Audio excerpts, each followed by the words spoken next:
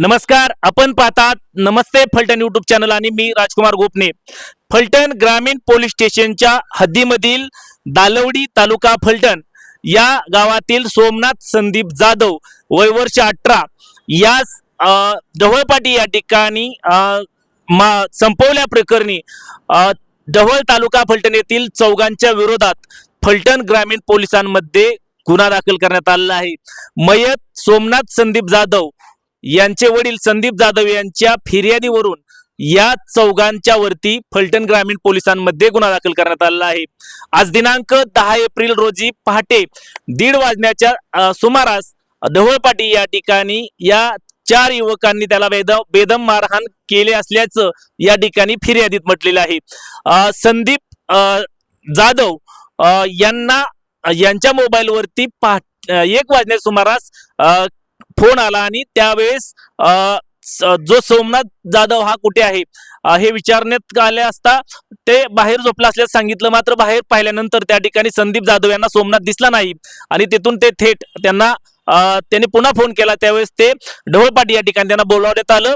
त्या ठिकाणी या 4 युवकांनी या ठिकाणी त्याला अशा प्रकारे सांगितले की आमच्या बहिणीच्या मोबाईल वरती हा चॅटिंग करतो असं सांगितलं असल्याच्या कारणावरून आम्ही त्याला सोडणार नाही असंही त्या ठिकाणी सांगण्यात आल्याचं या ठिकाणी फिर्यादीत म्हटलेलं आहे।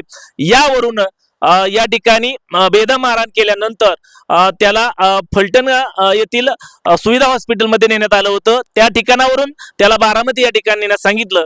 मात्र आपली परिस्थिती नसल्यावरून संदीप जाधव यांनी त्याला आपल्या घरी नेलं आणि त्या ठिकाणी तो मृत्यू पावला आणि त्यानंतर फलटण येथील जेटी पोळ यांच्या दवाखान्यात आणलं होतं। मात्र त्यापूर्वीच तो मयत झाला होता। यानंतर त्याला फलटण उपजिल्हा रुग्णालय या ठिकाणी त्याचं शिवच्छेदन करण्यात आलं। यावेळेस आता रामोशी समाज संघटना ही आक्रमक झालेल्या आहेत आणि तात्काळ आरोपींना अटक करण्याची मागणी त्यांच्यामधून झालेली आहे।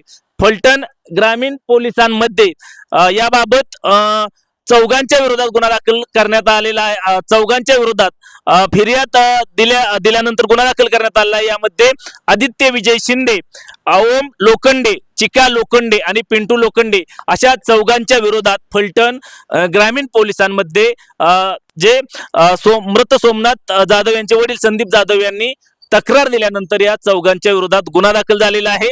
फलटण ग्रामीण पोलीस स्टेशनचे अधिकारी आता याबाबतचा अधिक तपास करत आहेत। आजच्या व्हिडिओमध्ये इथेच थांबणार आहोत। पुन्हा भेटूया नवीन व्हिडिओमध्ये, तोपर्यंत धन्यवाद।